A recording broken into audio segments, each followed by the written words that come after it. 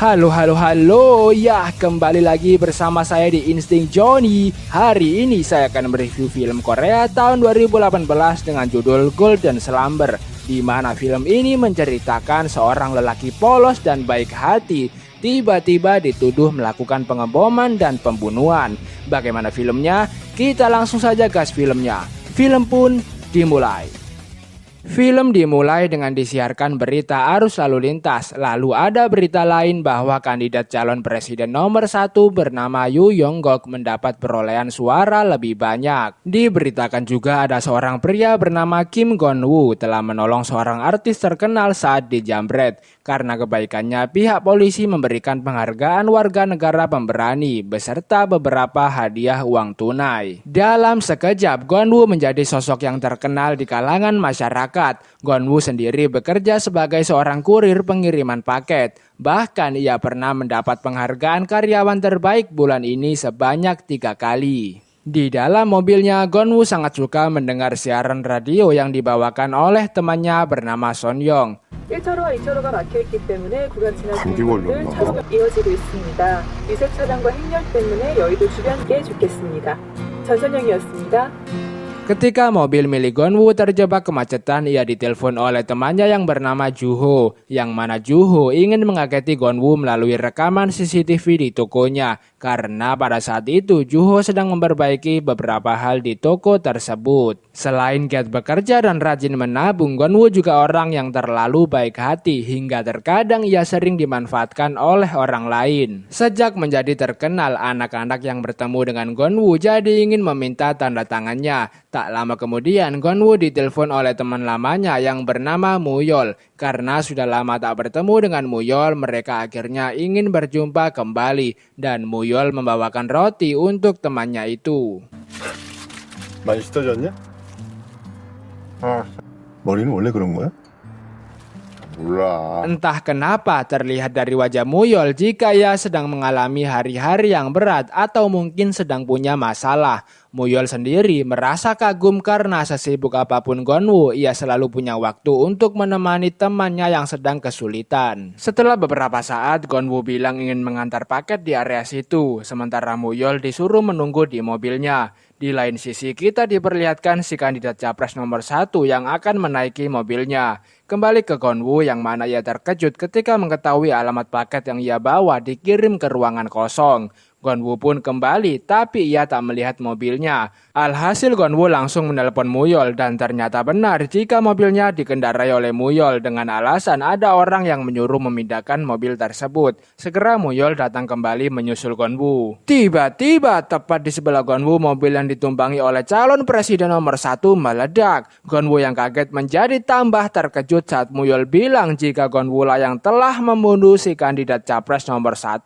Apalagi Muyol bilang jika paket yang dipegang oleh Gon-woo adalah bom yang akan meledak 3 menit lagi. Hal itu ditujukan supaya Gon-woo lah yang benar-benar menjadi tersangka lalu melakukan bom bunuh diri. Karena teringat dengan kebaikan Gon-woo selama ini, Muyol membawa bom itu kembali. Sebelum pergi, ia menitipkan sebuah nomor telepon dan meminta Gon-woo untuk kabur dan juga jangan sekali-kali percaya kepada orang lain, kata Muyol. Benar saja, setelah kepergian Muyol terdapat beberapa orang yang langsung mengejar Gon-woo. Muyol kini pergi ke gedung lain untuk meledakkan bom tersebut di tempat aman. Tapi tak disangkanya ada seorang penembak jitu yang menembak ke arah Muyol. Alhasil bom itu pun meledak bersama kematian Muyol. Sementara Gon-woo yang ada di jalan masih dikejar oleh orang-orang berpakaian hitam, yakni pasukan intelijen negara. Di tempat lain kita diperlihatkan calon presiden nomor 2 yang sedang ditemui oleh seorang pria, yang mana pria ini termasuk dalang di balik pengeboman tadi. Dan Gon-woo kini telah tiba di apartemen kekasihnya. Di situ Gon-woo langsung melihat berita di TV yang mana kini ia telah dinyatakan sebagai tersangka di balik pembunuhan calon presiden nomor 1.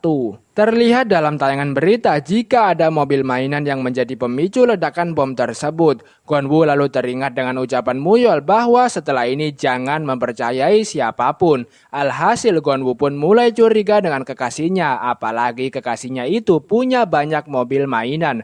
Tak lama kemudian ada yang mengetuk-ngetuk pintu apartemen tersebut. Lalu tiba-tiba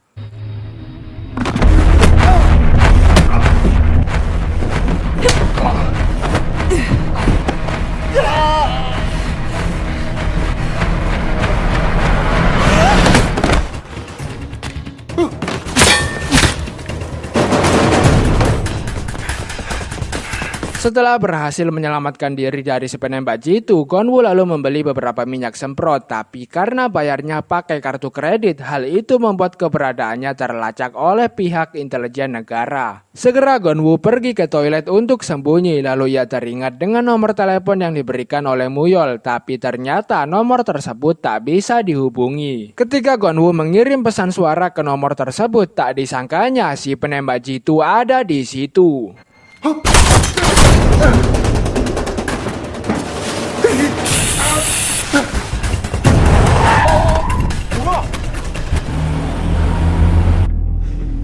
Di tempat lain sedang diadakan konferensi pers tentang insiden pengeboman tadi. Kepala polisi telah bekerja sama dengan Badan Intelijen Negara untuk menangkap Kim Gonwoo. Malam pun akhirnya tiba. Gonwoo yang sedang sembunyi tiba-tiba ditelepon oleh Juho, yakni temannya yang ada di toko pagi tadi. Ternyata Juho sedang disekap oleh anggota intelijen. Mendengar ada keributan di tokonya, Gonwoo langsung paham jika Juho dijadikan alat untuk mencari dirinya. Gonwoo pun balik mengancam mereka akan dilaporkan ke kantor polisi karena Gonwoo punya rekaman CCTV dari toko tersebut. Para anggota intelijen itu pun bubar, tapi tak disangkanya justru datang satu orang membawa kunci Inggris dan menghantamkannya pada Juho. Dan anehnya orang tersebut memiliki wajah yang sama dengan Gonwoo. Alhasil Gonwoo pun seketika berubah pikiran tak jadi lapor polisi. Ketika sedang dalam pelariannya, tiba-tiba Gonwoo tertangkap oleh anggota intelijen. Seseorang melihat Gonwoo dari kejauhan dibawa ke dalam mobil hitam,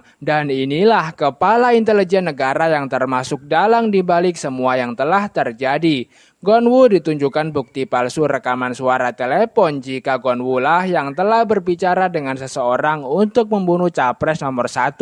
Padahal orang yang menelpon adalah Gonwoo yang palsu. Dan memang selama ini Gonwoo telah direncanakan untuk dikambing hitamkan. Karena itulah Gonwoo sempat diviralkan mendapat penghargaan atas kebaikannya. Hal itu sebenarnya hanya dilakukan untuk mengalihkan perhatian publik. Sekarang Gonwoo disuruh untuk mengakui perbuatannya yang padahal ia tak melakukan apapun. Tiba-tiba dari belakang muncul mobil jeep yang mendekati rombongan mobil yang membawa Gonwoo. Lalu seketika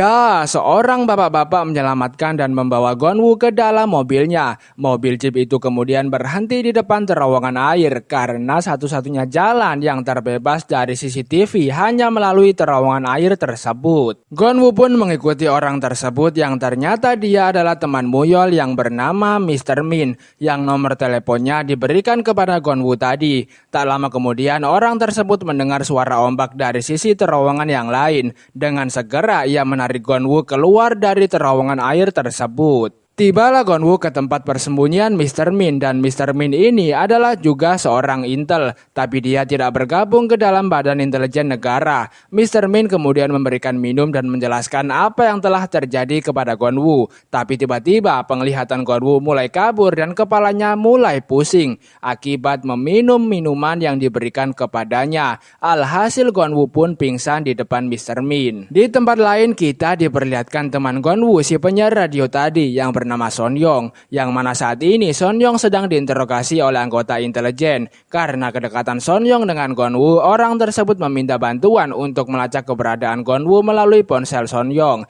Tapi Sonyong menolak membantu karena ia yakin temannya adalah orang yang baik. Di sini kita juga diperlihatkan ada dua orang teman Gonwoo, yang gemuk bernama Donggyo, yang satunya bernama Jeomchul. Sedikit penjelasan jika Donggyo, Jeomchul, Sonyong, Gonwoo dan juga Muyol Muyol, mereka berlima sudah berteman sejak SMA. Bahkan dulunya mereka berlima adalah grup band di sekolahnya. Di malam itu sedang diadakan konferensi pers lagi karena terjadinya insiden saat membawa tersangka Gonwoo. Ketika sang kepala Badan Intelijen Negara sedang menanggapi wartawan, tiba-tiba ia mendapat pesan SMS dari seseorang. Sang pengirim SMS yang ternyata adalah Mr. Min, ia bilang mau memberikan Gonwoo pada pihak intelijen jika sang kepala Badan Intelijen mau memenuhi tuntutannya. Dalam hal ini tidak dijelaskan apa masalah yang dialami Mr. Min, tapi yang jelas ada hubungannya dengan putrinya Mr. Min. Tapi jika sang kepala Badan Intelijen tetap menolak, Mr. Min mengancam akan mengungkap fakta semua yang telah terjadi kepada wartawan. Sang kepala Badan Intelijen yang memang tahu jika si pengirim SMS adalah Mr. Min, ia langsung mencarinya di antara para wartawan dan langsung ketemu. Segera kepala Badan Intelijen itu memerintahkan anak buahnya untuk mengerahkan pasukan guna menangkap Mr. Min. Alhasil setelah kepala Badan Intelijen memberikan tangkapan kepada wartawan sekaligus mengancam balik Mr. Min, di situ Mr. Min segera kabur meninggalkan tempat tersebut.